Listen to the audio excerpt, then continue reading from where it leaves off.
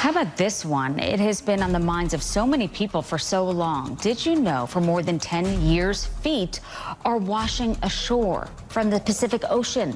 Officials now asking for your help. They can't identify the 15th foot to mysteriously appear. 15. This is in British Columbia, just over the border from Washington State.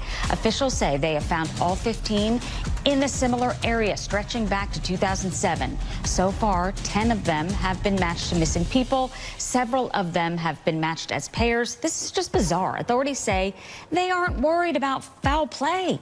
The latest foot was found back in September wearing a size 9. This shoe here, and could have belonged to a man under 50, they say. Let's sort through this. Bring in Joseph Scott Morgan. He is a distinguished professor of applied forensics at Jacksonville State University. Good to see you.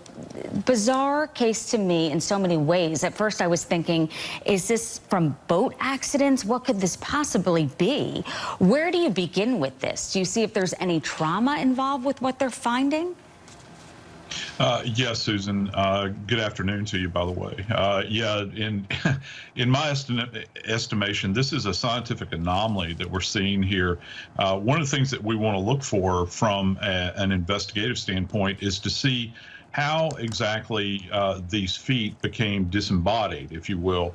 Was it as a result of trauma? Was it as a result of, say, car crashes, falls, or more ominous, is this a case of dismemberment? I don't think they have any evidence of that to this point. So it makes it quite compelling, doesn't it? Let's talk about it. It very much does so. Let's talk about your expertise and DNA forensics. There is something called viable and non-viable DNA. What does that mean? Well, let's think about the environment in which these articles of clothing, the shoes, are being found in, containing this amount of human remain. I'm sure that some are fully intact feet, others are just partial. This is a very harsh environment, Susan.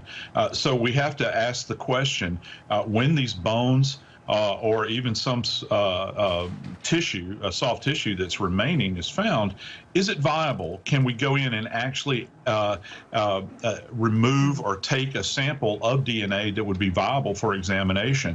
And that's the rub. Everybody, you know, in the general public think, oh, well, you have DNA. Let's match it up with somebody. Well, the big question at the end of the day, even if you do have viable DNA, who are you going to match it to? Because there is not some kind of holding house that has all of this DNA compiled where you can go back and compare it to things. It's a hit or miss proposition at best. Thanks for your expertise on this, and I wonder if they know more than they're telling us, because they don't suspect foul play. Joseph Scott Morgan, thank you. You bet.